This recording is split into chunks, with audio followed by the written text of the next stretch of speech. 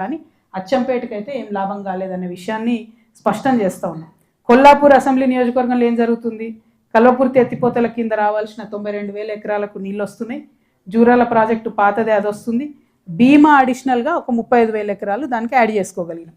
అదేవిధంగా కల్వకుర్తి నియోజకవర్గం అయితే మన పాలమూరు రంగారెడ్డిలో 96,399 ఎకరాలకు నీళ్ళు వస్తుంది అనుకుంటే అందులో కేవలం 10,000 అందులో ఏం వస్తలేదు. డిండి నుంచి రావాల్సిన 10,000 కూడా సాగులోకి వస్తలేదు. అంటే కల్వకుర్తికి కూడా ఇప్పటి వరకు కూడా ఏమి కృష్ణా నీళ్లు రానటువంటి విషయాన్ని తెలియజేస్తూ ఉన్నాం. కల్వకుర్తి లిఫ్ట్ రిపేర్ అయినాక మాత్రం ఒక 40,000 ఎకరాలకు వస్తుంది. 70,000 బదులు 40,000 ఎకరాలకు వస్తుంది. ఇదే మన నాగర్ కర్నూలులో చూసుకుంటే పాలమూరు రంగారెడ్డి నుంచి 71,433 ఎకరాలకు నీళ్ళు రావాలి. అది మాత్రం ఇంతవరకు ఒక చుక్క కూడా నీళ్ళు వస్తలేదు. సో ఇట్లా ఒక్కొక్కటి చూసుకుంటూ పోతే రైల్వే రాలేదు, మంచినీళ్ళు సాగునీరు రాలేదు. అదేవిధంగా నాగర్ కర్నూలు పట్టణంలో మౌలిక వసతులకు సంబంధించి చూసుకుంటే చిన్న వాన పడితే చాలా రోడ్లన్నీ పాడవుతున్నాయని చెప్తా ఉన్నారు. నేనైతే చూడలేదు ఎప్పుడు నాగర్ కర్నూలు టౌన్లో. అట్లానే పట్టణంలో రింగ్ రోడ్ ఫినిష్ కాక ఏండ్లకేండ్లు పెండింగ్ ఉండడంతో చాలా ఇబ్బంది అవుతున్నదని చెప్పినారు. అట్లానే అమరాబాద్ అచ్చంపేట ప్రాంతాల్లో గిరిజన తాండాలు చెంచుగూడాలు ఇప్పటికి కూడా అభివృద్ధికి ఆమడ దూరంలోనే ఉన్నాయని చెప్పక తప్పదు. ఇక దుందుబి నది ఉన్నది, దాంట్లో ఇసుక దోపిడి యథాతథంగా సాగుతుంది. బీఆర్ఎస్లో సాగింది, కాంగ్రెస్లోకి వచ్చినాకైతే ఇక మరీ భయంకరంగా ముఖ్యమంత్రి గారు ఫోటో వేసుకొని మరీ చేస్తున్నటువంటి పరిస్థితి ఉన్నది. ఈ ఇసుక మాఫియాని ఇసుక దోపిడీని అరికట్టకపోతే బోర్లు ఎండిపోయే పరిస్థితి ఉంటుంది, వాగంతా కూడా డిస్టర్బ్ అయ్యే పరిస్థితి ఉంటుంది. దీని మీద అధికారులు దృష్టి పెట్టవలసిందిగా నేను కోరుతా ఉన్నాను. ఇవాళ తెలంగాణ జాగృతి జెండా ఎత్తి బయటకి బయలుదేరాల్సినటువంటి అవసరం ఏముంది అనేటటువంటి విషయంలో మీకు కొంత స్పష్టత నేను ఇవ్వదలుచుకున్నాను. ఒకటి, తెలంగాణ రాష్ట్రం వచ్చిన తర్వాత నేను బీఆర్ఎస్ పార్టీలో ఉన్నప్పుడు కూడా ఈ మాట చెప్పినందుకే నా మీద లొల్లి గట్టిగా అయింది. హైదరాబాద్ మహానగరం ఉంటే హైదరాబాద్ మహానగరంలో తలసరి ఆదాయం 10 లక్షలు ఉన్నది దాదాపుగా. ఇప్పుడు కొంత పెరిగింది, 30,000, 10 లక్షలు ఉన్నది. అదే హైదరాబాద్ పక్కన ఉన్నటువంటి వికారాబాద్ నాగర్ కర్నూలులో చూస్తే 128,000 తలసరి ఆదాయం ఉన్నది. అంటే హైదరాబాద్లో ఉన్న వాళ్ళకు 10 లక్షల ఇన్కము, ఇక్కడ ఉండేటటువంటి వాళ్ళకు 128,000 ఇన్కమ్ వస్తే తెలంగాణ వచ్చినాక అది మారాలి కదా, డిస్ట్రిబ్యూషన్ ఆఫ్ వెల్త్ జరగాలి కదా, ప్రతి ఒక్కరికి సమానమైనటువంటి అవకాశాలు రావాలి, సమానమైనటువంటి అభివృద్ధి జరగాలి. ఈ మాట నేను బీఆర్ఎస్ పార్టీలో ఉన్నప్పుడు కూడా చెప్పిన. బీఆర్ఎస్ పార్టీ నుండి నన్ను సస్పెండ్ చేసిన తర్వాత కూడా నేను అదే మాట చెప్తున్నా. అభివృద్ధి సరిసమానంగా జరగాలి, అవకాశాలు సరిసమానంగా రావాలి. అది మహిళలకా పురుషులకా అన్నది కాదు, అది బీసీలకా ఎస్సీలకా అన్నది కాదు, అది మైనారిటీలకా క్రిస్టియన్లకా అన్నది కాదు, ప్రతి ఒక్కరికి అవకాశం రావాలని చెప్పి డిమాండ్ చేస్తూ ఉన్నా. అందుకే సామాజిక తెలంగాణ సాధన కోసం తెలంగాణ జాగృతి కట్టుబడి ఉంది, దానికోసం పనిచేస్తామనేటటువంటి నినాదంతో మేము బయలుదేరడం జరిగింది.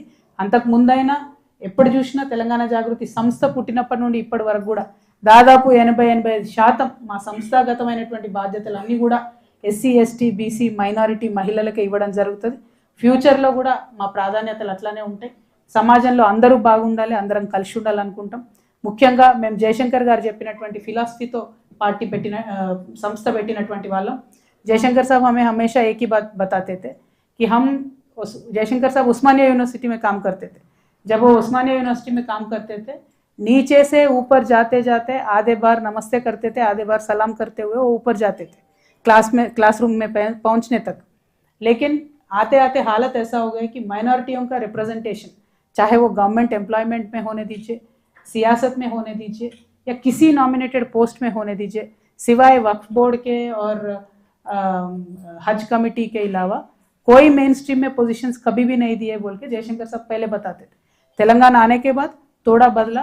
केसीआर साहब बीआरएस पार्टी में थोड़े मौके दिए, डिप्टी सीएम तक भी दिए. लेकिन जो असली इश्यूज है, जो पसमानदगी को एड्रेस करने वाले इश्यूज है, जो सियासती अपना रिप्रेजेंटेशन पॉलिटिकल रिप्रेजेंटेशन बढ़ाने के बातें हैं, उनमें कुछ भी बढ़ोतरी नहीं हुआ. जो 12% रिजर्वेशन की बात हुई थी उसमें कुछ बढ़ोतरी नहीं हुआ. उसके वास्ते भी जागृति काम करेगी. पॉलिटिकल रिप्रेजेंटेशन बढ़ाने के लिए हम काम करेंगे.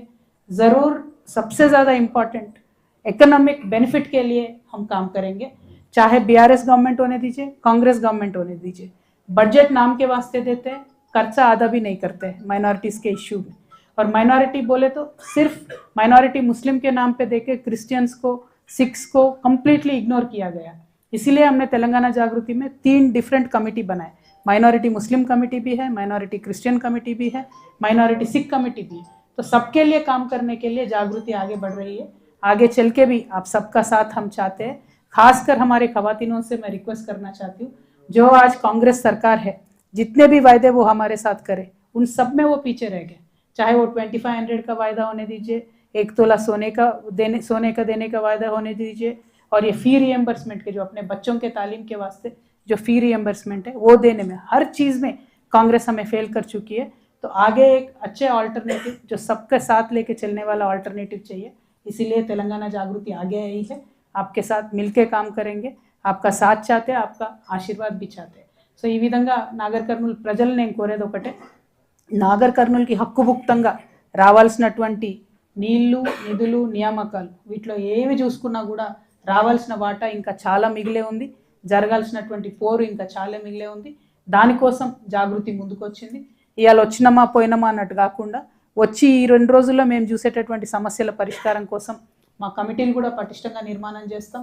పోరాటాలు కూడా నిర్దిష్టంగా నిర్దేశించుకొని ఒక లక్ష్యం పెట్టుకొని గోల్ ఓరియంటెడ్గా పనిచేస్తామని తెలియజేస్తూ, నాగర్ కర్నూలు ప్రజలకు, హాజరైనటువంటి మీడియా మిత్రులకు, జాగృతి నాయకులకు, కార్యకర్తలకు